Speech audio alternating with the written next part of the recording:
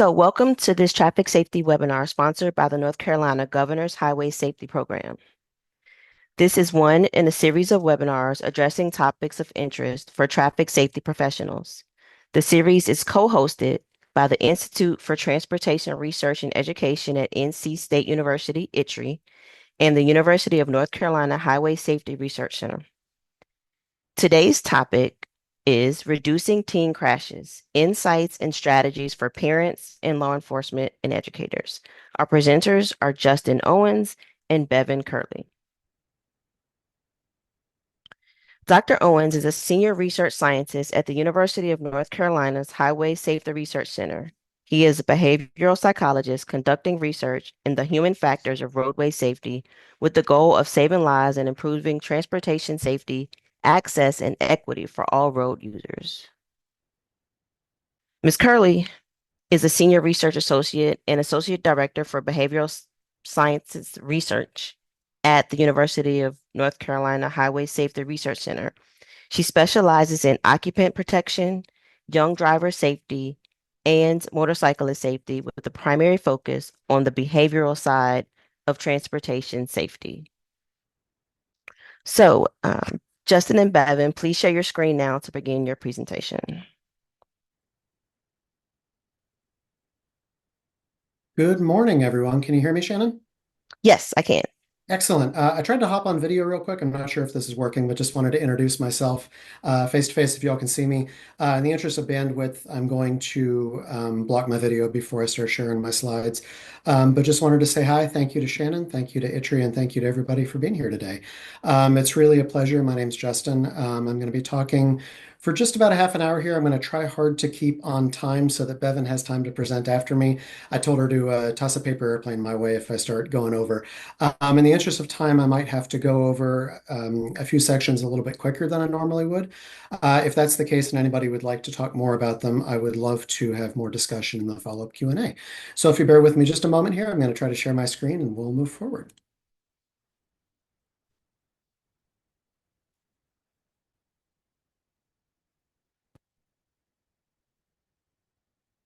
Okay, is that working, Shannon? Can you tell me if that's working for you? Yes, I can see your slide. Excellent. Wonderful. Well, thank you all again so much for allowing us to be here today to talk with you. I'm going to be talking for about half an hour on some of the high-level risk factors associated with teen drivers. I'll be talking through a few of those in a little bit of depth about what the concerns are, what the issues are, and what some potential countermeasures to each will be. And then Bevan's going to take over after about a half an hour and talk for a while about some of the outreach that we're doing to parents and to teen drivers via our website. And I'll try not to spoil that and talk too much ahead of time about that. So as everyone here on the call is aware, teen driver safety is a real concern. It's been a concern for decades and it continues to be. Unfortunately, over the past few years, we're actually seeing a rise in fatal crashes associated with teen drivers. So I'm not going to go too much into data in this talk. People's eyes will start to glaze over, but I did just want to point out the problem to anybody that's not as familiar with the latest numbers. So on the left, we have a graph showing the number of young driver involved fatal crashes nationwide for the decade between 2012 and 2022. And what you can see is that not only are these numbers sort of relatively stable, they're not showing a decrease in fatal crashes, but they've actually been increasing over the past couple of years, with a high close to 5,000 teens in 2021 being involved in fatal crashes nationwide, and a slight drop in 2022, although, as we can see in the North Carolina graph on the right, that may be ticking back up again. We have more recent data for North Carolina. So in North Carolina, we're facing roughly 200 fatal teen crashes every year in the past few years. This is a real concern, a real problem, and something that really affects all of us on the roadways, whether we are teen drivers, whether we're parents of teens, whether we're community members, law enforcement personnel. This really does affect everybody. So, like I said, at a high level, I'm going to be talking through four major teen driver risk factors today. Now, if I had a couple hours, I could go through a lot more than four. Obviously, we all know that there aren't just four things that contribute to teen risk, but in the interest of time, we'll be focusing on inexperience and risk taking, which is essentially the largest factor contributing to teen driver crashes. Unlike a lot of what's out there, it's not really that teens are trying to go out and crash or being super crazy or being impaired. Really, a lot of teen driver risk just comes down to that they have less experience getting into and out of risky situations than older drivers. And it is also true that especially boys have a higher tendency for risk taking and seeking. And then when they get into risky situations, they don't have the experience driving to get out of those situations or recognizing what a risky situation really is. I'll be talking for a little bit about distraction. This is really near and dear to my heart. I've been doing driver behavior research for about 20 years now, and a big portion of what I've done has been looking at distractions. Talk a little bit about the history of distraction, in particular, how smartphones and in-vehicle technology have really been game changers in increasing distraction and the role in which passengers, especially teen passengers, play. I'll be talking about impairment a bit, talking about the emerging role of cannabis and other drugs, especially over-the-counter drugs, and the complexities associated with polydrug use.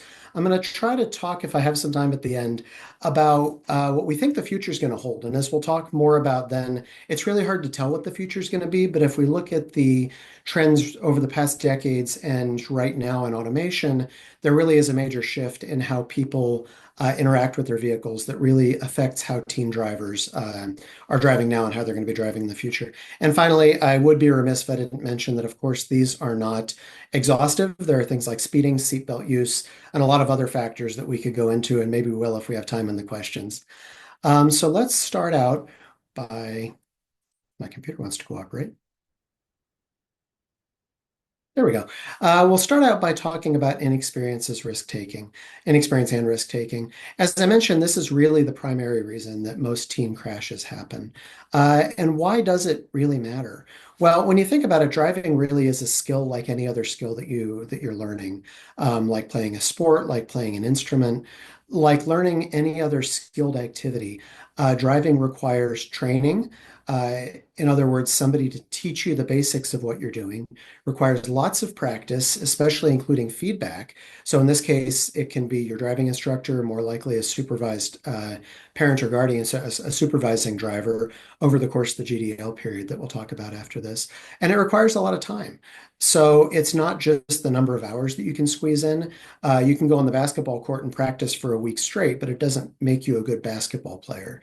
You need to practice over a long period of time. The same thing with learning an instrument to really get good and skilled at learning something complicated like driving. Um, this is the reason for GDL. We'll talk about that more over the next few slides, but really the core of the graduated driver's license system that was pioneered in North Carolina is now nationwide, is it gives novice drivers an extended period to learn from their parents and their role models. They really need to learn from months of experience, seeing what their parents are doing, replicating it, trying to do what their parents are doing, repeating those actions over and over, and getting immediate feedback from experts. So again, when you're learning a sport, this is your coach. When you're learning to drive, this is your supervising driver, who really care about them and care about their safety, and of course care about their own safety when they're passengers in the vehicle. It's very important as parents and guardians that we set a good example in what we tell our teens to do, and how we say it and how we do it. I'm not going to talk too much about that now because Bevan's going to talk in a little bit about some of the materials that we've been developing at HSRC to help parents learn how to do exactly that. One of the other major important factors about the GDL program is that it reduces young driver exposure to known risky situations. So really, it's double pronged here that having this extended practice period both allows teens to have a lot more practice in controlled circumstances, and it also reduces their exposure to things like night driving and carrying teen passengers, which both have been identified, as real major risk factors in learning how to drive. Um, this allows for developing skills across lots of conditions. This is why it's really important, especially in driving, to have a long practice driving period, because especially in North Carolina, we have 4 very distinct seasons that carry different risks and scenarios associated with them. Obviously, from night driving in slippery driving conditions like snow and ice, to the glare associated with driving during rush hour in spring and fall, to things like falling leaves, to summer rainstorms. I could go on, but you know what I mean. Different lighting conditions. So driving at night, again, is something that I cut my teeth studying 20 years ago. But it's really a different skill set to learn how to safely drive in the dark than it is to drive during the day, to be sure that we're not overdriving our headlights in dark situations and to understand what we can't see out there and what the risks associated with that are, both to us and to other road users from pedestrians to animals on the roadway. Different locations and environmental conditions, from driving on rural roads to cities to suburbs. There's a lot to practice on, right? And so the more we can do that, the longer we can do that, the better. And I just want to reiterate here that while it is important to get a lot of hours logged behind the wheel, what's really important is that teens are doing this a lot over the course of a long span of time. 12 months is the gold standard. Again, that was pioneered with research at HSRC a number of years ago. In recent years in North Carolina, the required permit holding duration has been shortened to 9 months, and there's actually a bill under consideration in the North Carolina House right now that does away with this required practice period entirely. So we can talk about that more during the Q&A, but I do want to emphasize that it really is important to practice over a long duration of time, not simply squeeze in a specified number of hours. I just want to mention for those of you in the audience who aren't really familiar with the research behind GDL, that it's really been studied a lot over the years. There have been over 60 studies, I think it's well more than that now, that have supported the effectiveness of GDL in reducing teen driver crashes and improving safety. Just for example, in North Carolina, there was almost a 40% decrease in fatal and serious injury crashes right after GDL was brought to bear in the late 1990s. You see a big drop for about 16 and 17-year-olds. And there's also been found to be a positive interaction between driver's education and GDL. So sometimes they're talked about as if it's an either-or proposition, but really they work together to help improve teen driver safety. I'm going to move on now to talking about distraction. Again, I know I'm going a little bit quickly through some of this, and I welcome more discussion later on during the discussion period. So driver distraction is something that has been around for decades, as we'll talk a little bit more about here. But it's really important to consider because looking away from the roadway in particular can increase crash risk by up to 23 times. And these numbers come from a variety of research studies that, again, I'm going to try not to belabor here, but I'm happy to talk more about the science behind distraction later on in the Q&A if people are interested. In particular, when I talk about distraction, I mean visual and manual distraction. So that's things that mean drivers looking away from the roadway and when they're taking their hands off the steering wheel. We can have a discussion about cognitive distraction. I can get a little wrapped up in that, but just for sake of brevity, let's say that there's a lot of scientific debate about cognitive distraction right now. I think most folks agree that the real contributors to crash risk are visual and manual distractions. So we can talk more about that later if y'all want to. Distractions really have always existed, but new technology is increasing them like never before. So it's easy for us to think, especially those of us in our middle ages and older, that we think back to sort of the halcyon days of our youth and how easy it was to drive back then. That all we did was we hopped in the car, we put both hands on the steering wheel, got out on the highway, and we always paid attention. We didn't have anything distracting us from looking down the road and doing our driving, right? And so this is sort of a quintessential, beautiful late 50s car. This is a 58 Chrysler Imperial. And I just wanted to show this as sort of your prototypical example. But one of the really interesting things about late 50s Chrysler is that you could get a record player as an option for the dashboard. And so there really have been in-vehicle distractions going back as early as the earliest vehicles on the roadway. In fact, we can think about things like 8 tracks and CB radios in the 70s. Cell phones started coming out in the 80s. More and more complicated stereos. If you grew up in the 80s and 90s like me, you might remember plugging in your CD player, your portable Sony Discman, and sort of rigging up shock mounts so that it wouldn't skip as you're driving and trying to press those little buttons. More complicated interfaces going into the 2000s. In the early 2000s, screens really started to take off with things like iPods and GPS and things like that. So really, technology is everywhere now and it's ever changing. I like using this slide. If I'm in person, I like to look around the audience and see some smiles because I first made this slide in particular in about a decade ago, and I keep it in there because it's funny to see how technology's changed since then. At least half the things I have on this slide, from flip phones to slider keyboards to small touch screens to Google Glass that we used to think was going to be the future, are now kind of obsolete. The future didn't change in the way that we thought it was going to. And I think that's really important to keep in mind as we go through these, to think that what we're talking about right now, we need to consider both in terms of what we're facing right now and also generalizability for the future.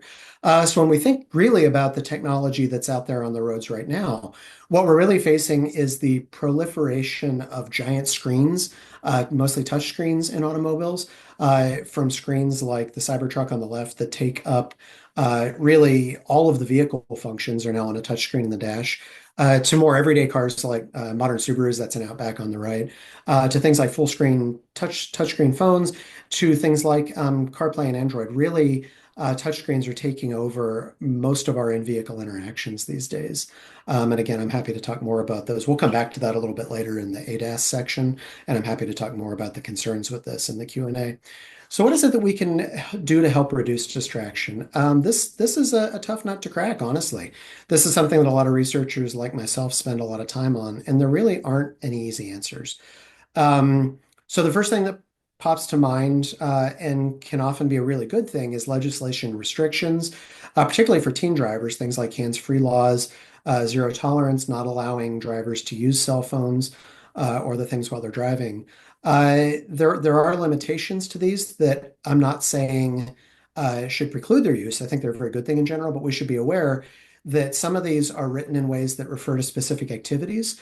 So, for example, I believe in Virginia, where I'm located, the law says that you're not allowed to text while you're on the phone, or I'm sorry, not allowed to text while you're driving. Well, that's well and good, but that doesn't say anything about using TikTok or Snapchat or WhatsApp or any of the other types of things that you could be doing with a phone that isn't specifically texting, but is still really dangerous.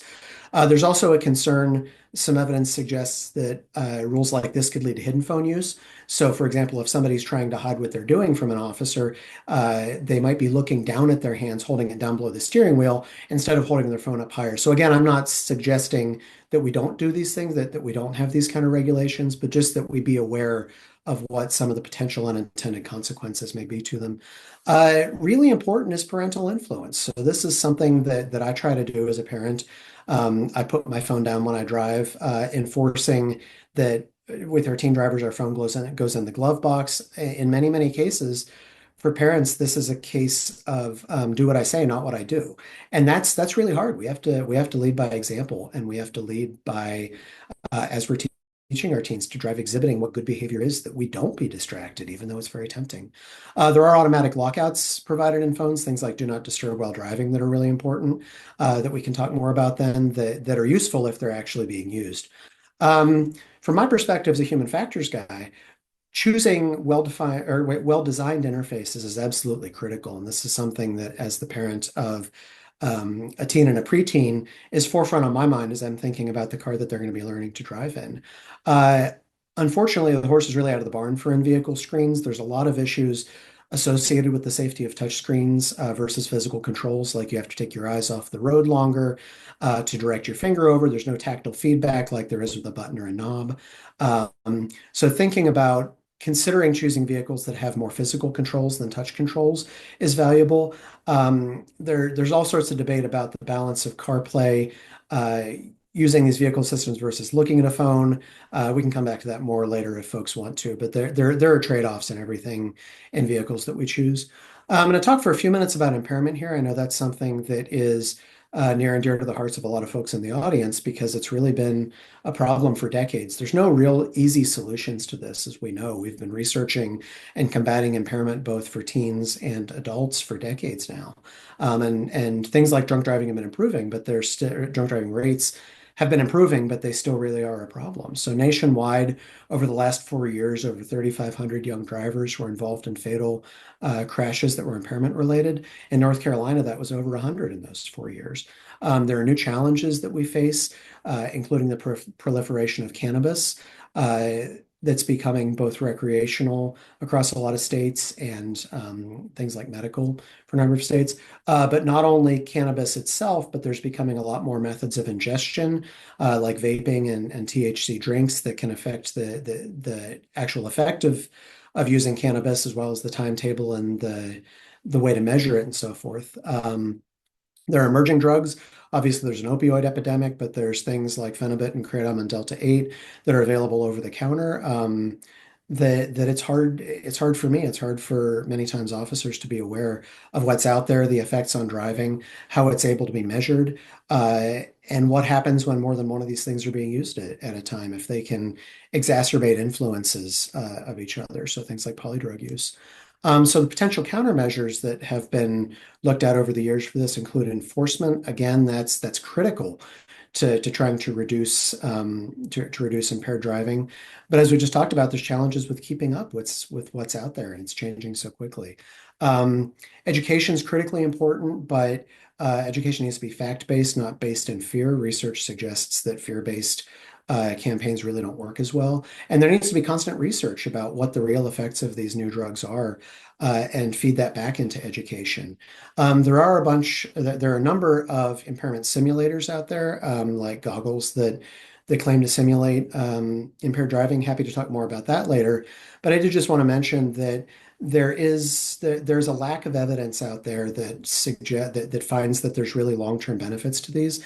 In fact, some studies have suggested that there's really no benefit at all in terms of long-term decreases in impaired driving rates. And the reasons for that are basically that these goggles, they're sort of interesting, and in some cases they can be kind of fun to use, which could be a good or a bad thing.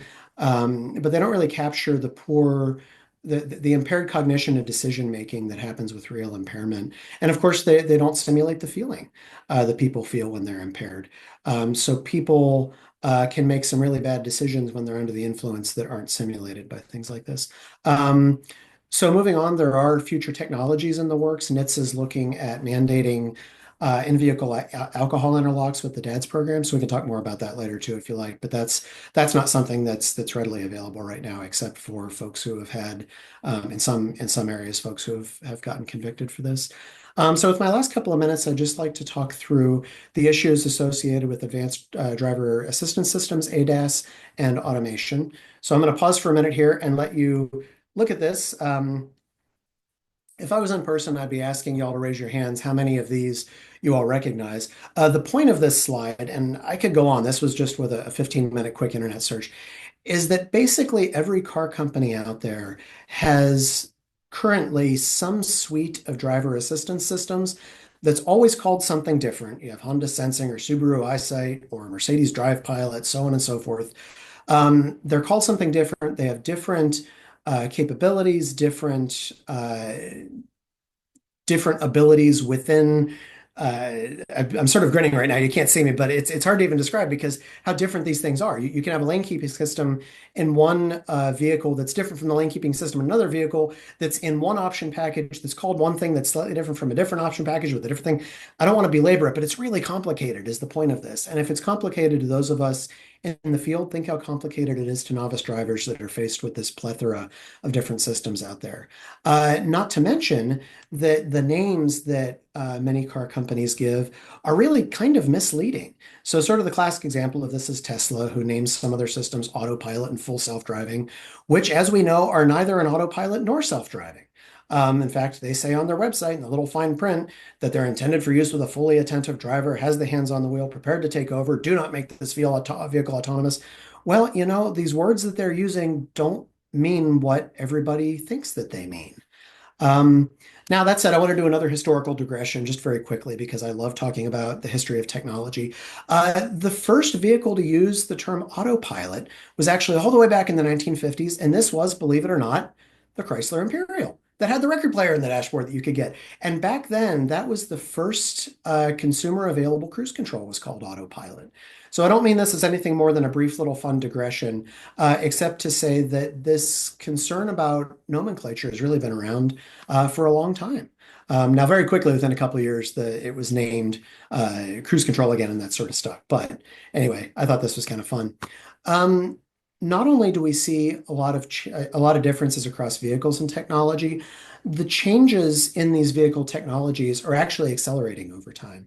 So if we look here, what you can see on my screen is a 1965 Mustang, the first full year that the Mustang was available, and a 2005 Mustang 40 years later. Now, this is a little bit of a cheat because the '05 Mustang was a retro design, but the point of this is that you can see that more or less the driving environment is the same for 40 years, right? You have your steering wheel that basically steers the car and has a horn. You have your shifter in the center console. You have a couple little buttons that operate the radio and the climate controls, and that's really just about it. A couple of gauges in front of you and your turn signal on the left. That's pretty much it the drivers were looking at over the span of 40 years. Now, if we jump ahead just 10 years from '05, all of a sudden, this is the 2015 Mustang, you're starting to see touch screens going into vehicles. Now, here it's a relatively small touch screen that had a couple of options like the stereo and things like that, the backup camera. But if you can see below the touch screen, there's still a lot of physical buttons that controlled things like the heating and air conditioning, heated seats if you have it, things like that. So there's still a lot of physical controls.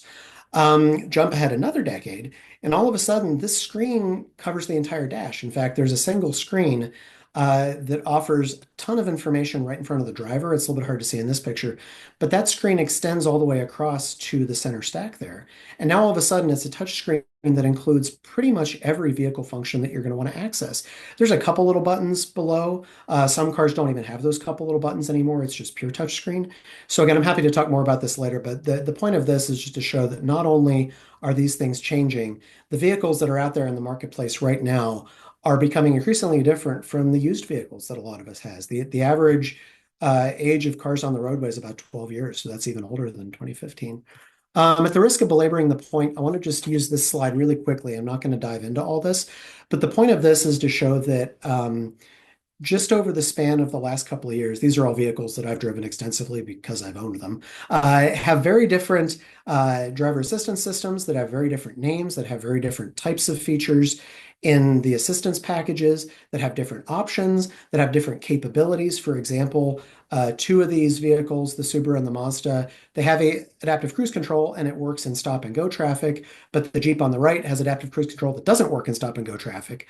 The capabilities across these vehicles are very different. The capabilities, even within options that have the same name, are very different. So again, happy to talk more about that. But I'm going to wrap up here by talking through some of the really challenging issues that are associated with this proliferation of automation and driver assistance.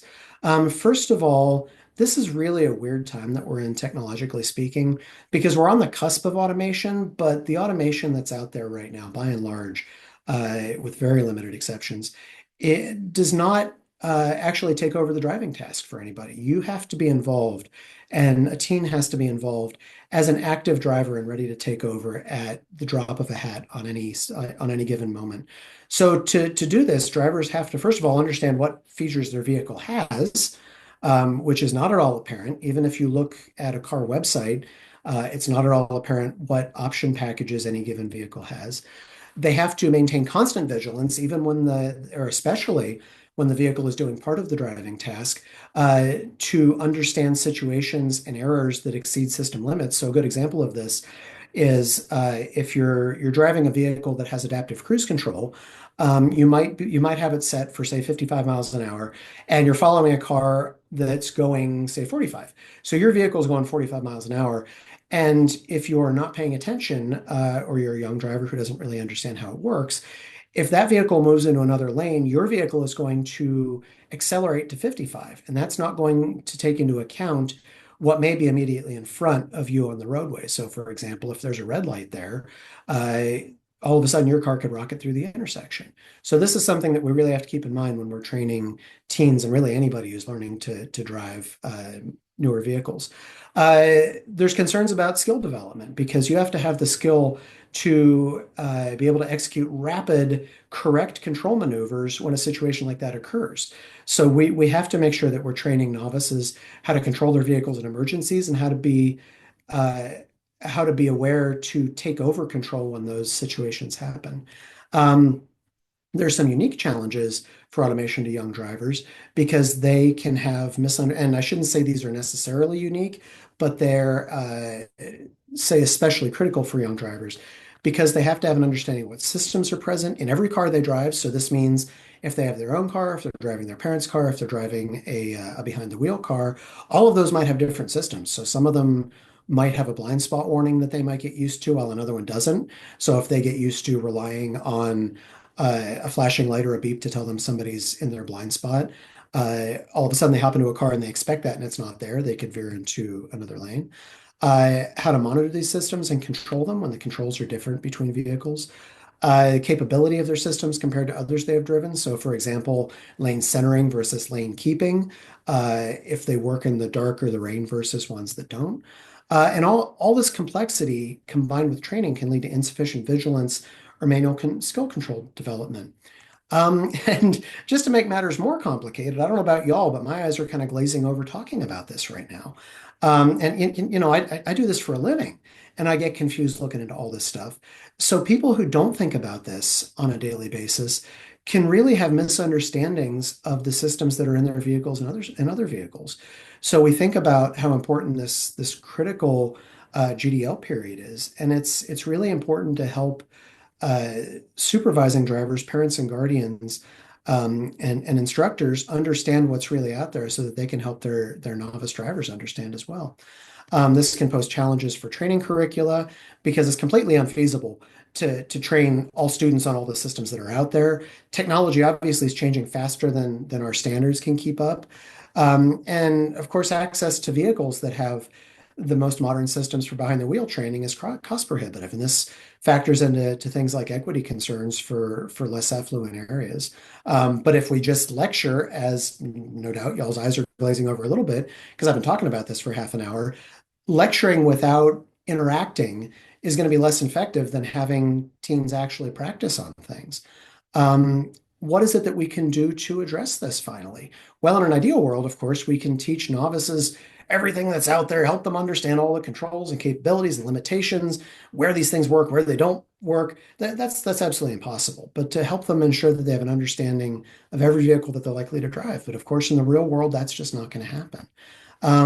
So what we really need to do is think about how to find the most effective content that's out there, the most effective methods, given all the real world logistics that we have to deal with and limitations, to think about the research on teaching and learning techniques and the trends in technology to try to provide the most information possible in the most effective manner given real world constraints. So being a scientist, I have to toss in a slide that's about research needs. It's in my contract. Uh, we have to learn more about what information and skills are necessary to allow automation knowledge uh, given in small pieces to generalize to broader contexts, where people can look, where teens and their parents should look to get better understanding of their car systems, whether that's car dealerships, the manual that nobody reads, the internet. Maybe think about advanced technologies in the classroom, such as driving simulation, maybe even in-vehicle training, maybe making use of things like virtual or augmented reality. There's all sorts of new technologies out there that I think are at least worth thinking about when we're pondering how to help teens learn to drive safely. All right, so I'm going to conclude here finally and pass the reins over to Bevan. So to conclude, young drivers have been and continue to remain at high risk of crashes. There are a number of factors that contribute to this, but they include really inexperience, which is almost an umbrella for everything else that we've talked about today. Distraction, impairment, and unfamiliarity now and coming down the road with complex vehicle technology. Countermeasures that are out there can include graduated driver's licensing, which is so critically important, improving messaging to parents so that they can make use of this training period, this practice period to help their teens learn how to drive as safely as possible. Multi-pronged methods to address distraction impairment, from education to enforcement to design. Learning to understand ourselves and others, and learning how to best teach new drivers about automation and advanced vehicle systems that are out there. So my half hour's up, maybe a little bit over, so I'm going to hand it over to Bevan here. I'd be more than happy to talk more about any of this in the Q&A section. So Bevan, you are on. I'm going to toss it Yeah, over to I'm you. here. And you can go to the next slide, Justin. You were right. I Alrighty. oopsie that one slide there.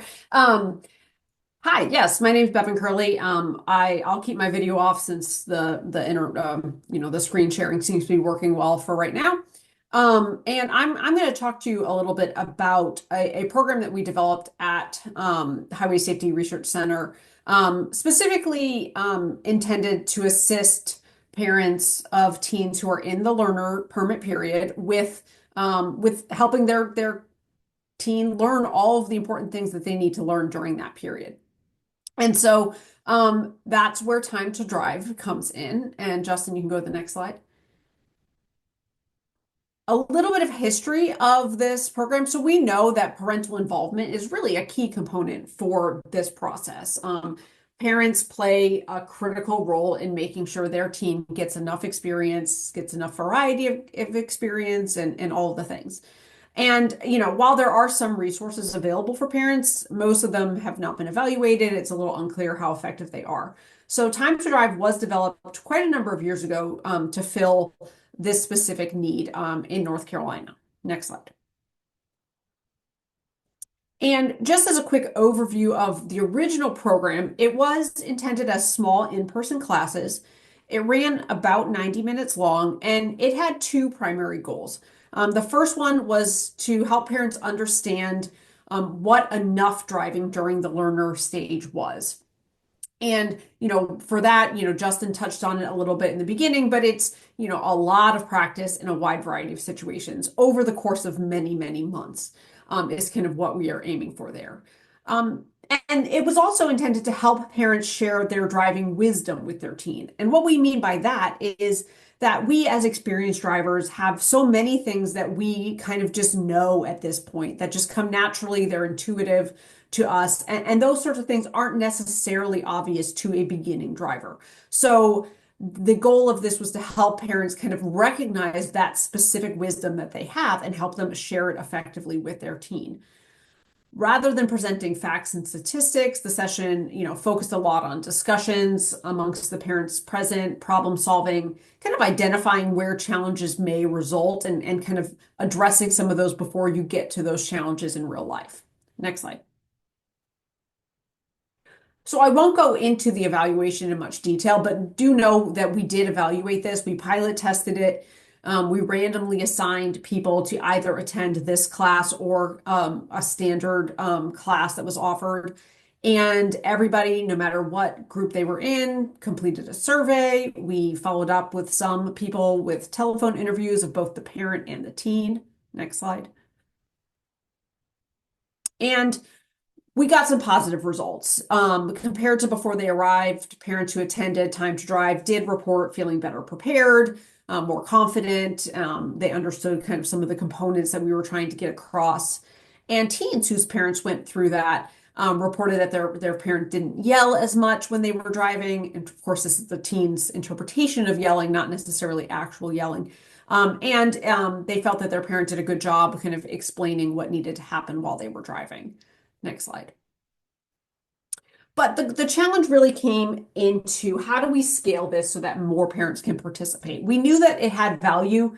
We had some good results that were very promising, but it is hard to scale an in-person class to a statewide program. It, of course, does rely on parents and caregivers to have availability at very specific times of day, which may or may not work with their life or their schedules. And it also depends on classroom space, a network of trained instructors, staff time, and all of those things. And that is a little bit, that's challenging to scale up to the level that we have here in North Carolina. Next slide. So in 2024, HSRC did complete a project to turn Time to Drive into an online course. The benefits of this is that it can be completed at the parent's convenience. It can be completed by all people who are going to be supervising the teen, whether that's parents, grandparents, other family members, whoever that may be. It is self-paced, so parents can stop and go at their convenience based on, what their other competing needs are. And of course, there are no instructors or classroom space needed. Next slide. But we do recognize that an online class is not a one-to-one substitute from an in-person class. The in-person class did include group activities and things that there are benefits of hearing from other people in a similar situation. So one of our challenges was, how do we mimic that in-person interaction in a virtual environment?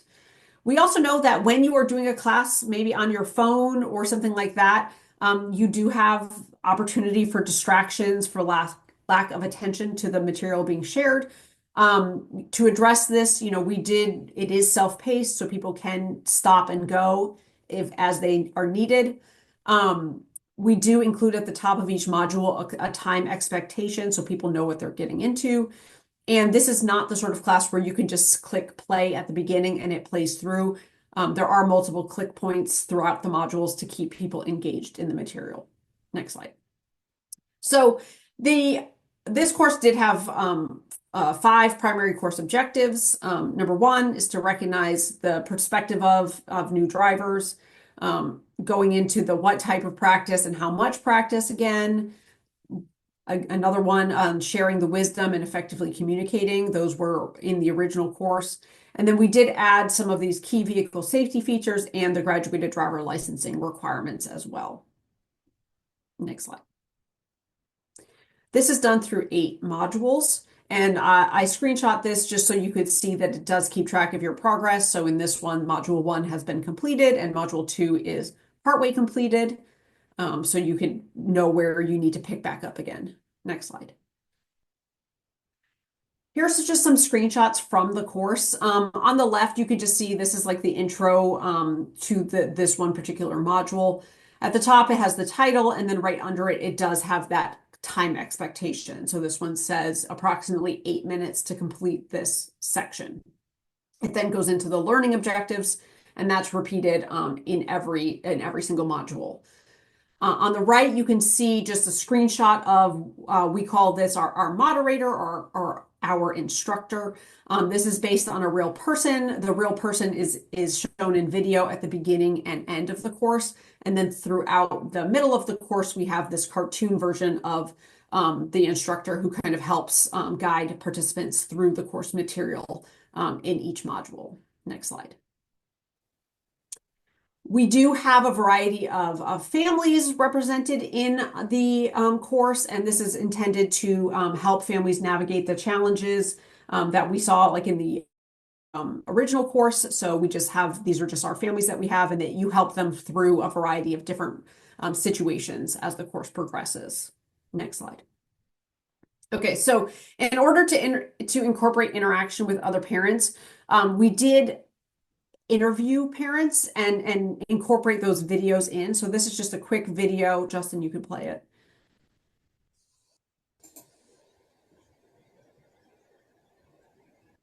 At the beginning, it felt overwhelming, depending on the amount of content that there was. Oh, it was very exciting. Sometimes a little bit frustrating too. Very intimidating, a little scary, exciting at the same time, depending on what the skill was. And yeah, it was tough. It was lots of anxiety there.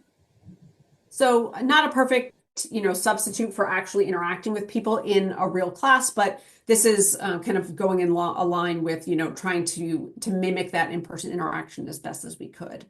For the next few slides, I'm just going to play a few snapshots of the course itself. You'll see, as I mentioned, we do have these families that are kind of shown throughout the course who are navigating certain challenges. This, when possible, we were able to use audio from actual parent and teen interactions as part of that. So if you hit play, Justin, we'll see this. In this example, Sophia is driving in a large, busy parking lot with many cars and people coming and going. I know, but you need to know about. I know that, but don't get please stop. That was a stop sign. Sorry, I can't. Just too much at once. So in this one, the family will, or the participant clicks next. There's a question with some answers that they mouse over to see a little bit more information. It goes on to the next screen. Sophia is clearly feeling all of these things. She doesn't understand what she needs to do, which can be an uncomfortable feeling. She also describes feeling overwhelmed when she says too much at once. So that's just a sample of kind of how the course works. Justin, if you can go to the next slide. We also have throughout other engagement tools, flip cards, for example, where there's a topic presented and the user will, click on each of these cards to reveal more information about that topic. Next slide. And finally, this is going to show kind of how all of these elements come together in one full module. You can see at the top, again, we start with the expected time that the module will take, and then we go into the learning objectives for that module. Justin, you can go ahead and hit play. And you can see that it reveals information a little bit at a time with these click points where families, have to stay engaged to keep the course moving. We have videos, which will show From an the very example. start, you've had your child's safety in mind. You probably remember the care and consideration you took choosing their very first car seat to make sure they would be as safe as possible in a crash. Now your baby's about to be driving on their own. Their car seat days may be long gone, but you can still protect them by choosing a safe vehicle.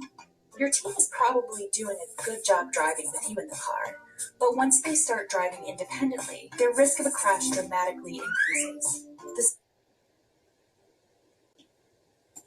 And then, obviously, here's some more flip cards where they get a little bit more information about that, the topic of kind of features for teen vehicles. They continue. Here's another video, a different type of video.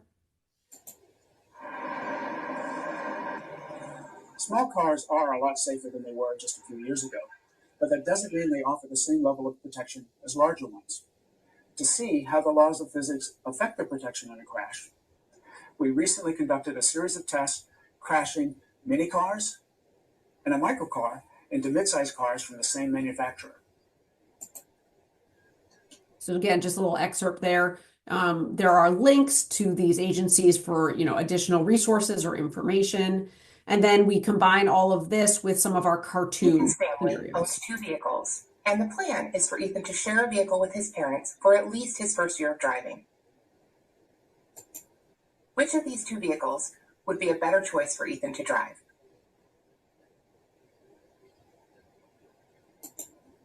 In this example, the mid-sized SUV is a better choice for Ethan because it is a mid-sized vehicle and includes electronic stability control and other advanced safety features.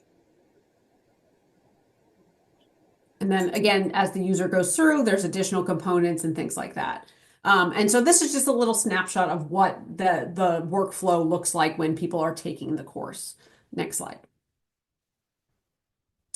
Users who do complete the course at the end can complete a brief survey to receive an email confirming completion of the course.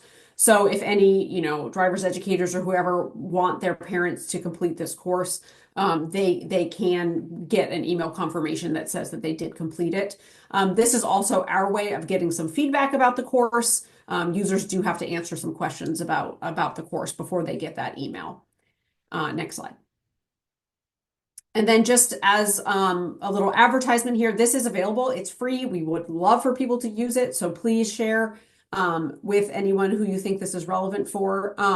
Go to ncteendriver.org, and at the bottom of that page, you can see there's a link to the Time to Drive online course.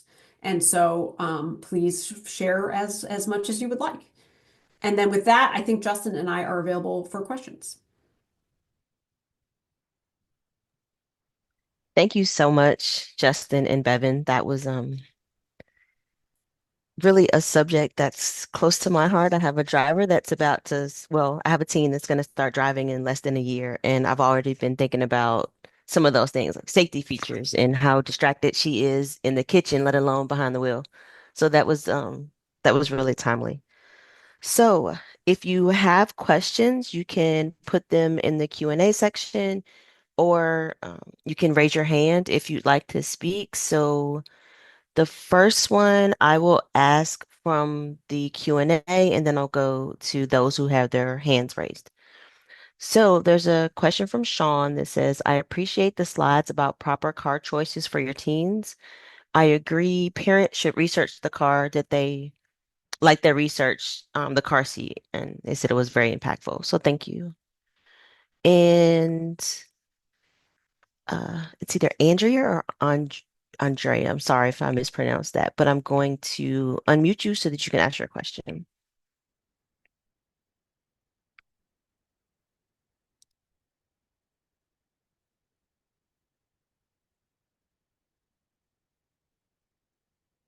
Is that working for you? Somebody has their hand raised.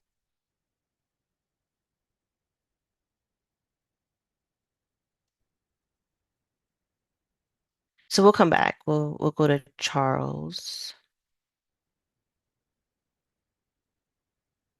Yeah, my question was in reference to COVID and the fact that in North Carolina, drivers, young drivers, were getting driver's license without even being tested, road tested. In fact, my son, who I think is the picture on my shot there, screenshot, um, had no road test. He just went in, they gave him a driver's license, and he was off. So, he basically learned how to drive after he got his driver's license. So, how is that impacting what you're trying to do with now these young drivers are out there and have even less experience? They didn't even do the test. They did very minimal driver's ed, and they're out there driving. So, I'm sure it's impacting your statistics and what you're finding as far as problems that young drivers are experiencing. Yeah, that's a great question. Thank you, Charles. There's not an easy answer. We are actually currently doing research on that. It's complicated because the time period for the practice driving period shifted a couple of times through COVID, and there's a lot of other confounding factors with COVID. So I'm hemming and hawing a little bit because the research is still ongoing. It wasn't a good thing. Uh, but I can't give you numbers on that yet, I'm afraid. Bevan, do you have anything you want to say? No, I mean, that covers it. I think it's a great question, and we know that there are impacts. Unfortunately, with data, there's a little bit of lag of getting some of that data. So we need a little more time to really be able to look into it in detail. But, what remains is that parents still can get their child as much practice as they think is necessary before they do move on to that licensing stage. So, I mean, that is something that we encourage people. There is no magic number where all of a sudden, if you hit this criteria, your teen is ready. And so, for all parents, we would like for them to use as much time as they feel is necessary to make sure they're comfortable with their teen's abilities. That's a great point. Thank you, Bevan. Yeah, just to reiterate that the current I think is 60 hours, right? But that's really a minimum. That's not as soon as you hit 60 hours, your teen's ready to go. That really relies on parental judgment and expertise. Awesome. Thank you. Sure. So we'll go to Sandra.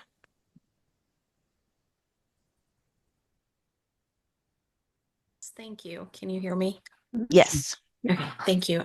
I am a driver's ed instructor in Wake County, and I recently discovered your teen driver program, and I just watched the video, and I'm already uploading it. I use Google Classroom as a data retrieval tool, and I'm already putting a link to that. And so in my classes now, I am telling parents I'm showing it. Not necessarily because I don't have time to go through the whole thing with them, but I am encouraging all parents to go through it independently so that they can do it. And then, like I said, I'm keeping that link up there on Google Classroom so that they can go back to it to check it out. I did not know about it until just this week. And I actually found out about it from doing some Google searches and stuff, trying to implement new research and new information. So I think getting more word out about things like this, especially to the driver ed companies, throughout the state, not just Wake County, but throughout the state and even some other states as well. I don't see that it's just to North Carolina. I see how all states can benefit from it. And I just want to say thank you to both of you because I really truly feel that this was extremely insightful for me today. So thank you. Well, thank you for sharing that. I love that. And this is very new. We just finished this a few months ago, and so you are experiencing part of our advertising right now. So anything we can do to get the word out, we're trying to do right now. But thank you. I'm glad you're going to use it. Thanks for that question. We have a question from a couple participants that kind of revolves around the same thing. So the question is asking about the new bill that you mentioned and removing some of the behind the wheel time altogether.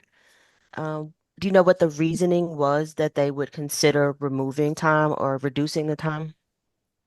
I'm hesitant to speak on that for a couple of reasons. First of all, I'm not involved with it and I'm not a lawyer. And it's also changing rapidly as it goes through various committees. I do want to clarify that it's not removing behind the wheel time. What they're considering is eliminating the practice period that's sometimes called the waiting period, but it's not a waiting period between when a teen can get their permit and when they're allowed to take the licensure test. I I think I'll stop there. I don't want to get myself in any trouble by saying the wrong thing. Bevan, do you want to weigh in at all? Yeah, I mean, I can just say that, as Justin said, it's changing quite significantly as time goes on. It's moving its way into committees. And so there's actually a committee meeting this morning that is discussing it. So we don't quite know what the outcome of that yet is. Yeah, TBD, I think is the answer. Okay, thank you. I have a question from Rita that says, are you finding that teens are delaying getting their license? For example, if there are more 18 or 19-year-olds rather than 15 and 16-year-olds starting the learning process, and does that learning process change if you're a little bit older, getting your license for the first time? Yeah, I guess I'll take first crack, and then Bevan, feel free to fill in where I miss.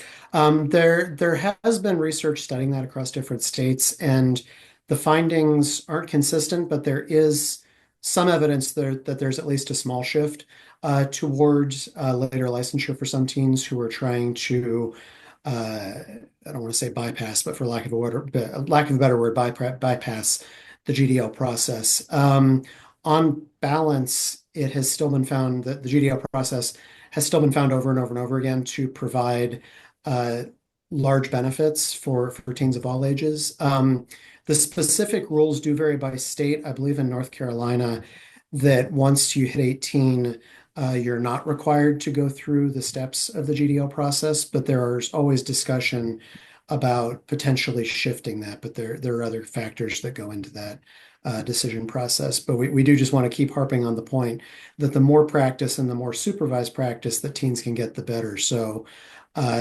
we recognize that there may be some teens who do push that to avoid the process, but the process is really, really important to learning how to be safe drivers. And to the extent that even 18 and 19-year-olds can get practice with supervising drivers, they don't have to, but it doesn't mean that they shouldn't or that they won't. It's really important. Bevan? Nothing else. Well, it looks like we are out of time. We do have a couple more questions in the chat, and I'll ask if Justin and Bevan, if we can follow up with you by email, would you be willing to answer a couple more questions for those Absolutely. participants? All right, so I'll definitely follow up that way. I will share some closing notes. So thanks to our presenters, Justin and Bevan, that was really, really informative. Watch participants, please watch out for your follow-up email with the link to the recording. Um, and we do have additional learning opportunities. So please visit the NC Vision Zero website for future webinars. Please plan to attend our North Carolina Traffic Safety Conference and Expo, which will be at the end of May, beginning of June in 2026. And thank you for participating. We really appreciate you taking your time out of your day to spend it learning about traffic safety. You're And welcome, and we truly appreciate the thank you. opportunity to be here. Thank you so Thank you, much. everybody. Thanks. Bye-bye. Bye.